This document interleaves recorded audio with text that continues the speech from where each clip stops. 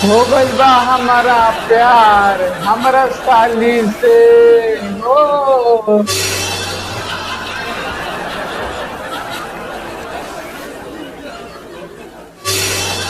नमस्कार प्रणाम भैया लोग, हम शत्रुघ्न यादव फ्रॉम बिहार छपरा से आप लोग के बहुत बहुत स्वागत करते हैं हमनी के भोजपुरिया comedy show I am Shatrughan show में। आपके हाँ, हमरा हो गइल बा साली से हमरा प्यार, अपने मेहरारू से करनी मार, आ दिन भर में 3 बार जानी ससुराल। हम जानी अपना ससुरारी, फिर भी हमारे साली देवेली गाड़ी, कतनो हमारे लतियावस नारी, फिर भी हम जाएम खाली ससुरारी।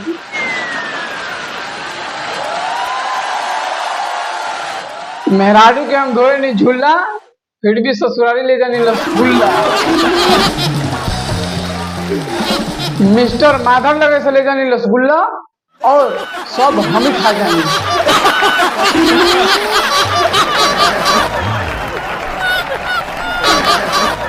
अब रउआ लोग के हम का बताई अपना साली से हम कितना करेनी प्यार, उनका के हम सुतलो में करेनी याद।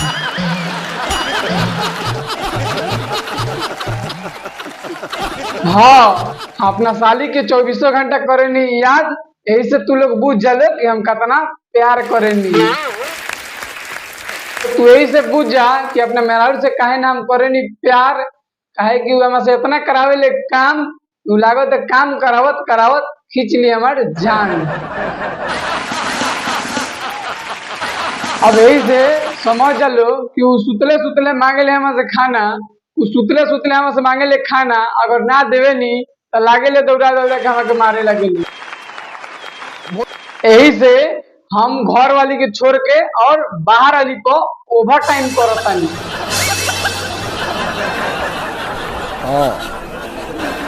साली से तू गाड़िए न सुने, मार खाए से बचो रहे नु।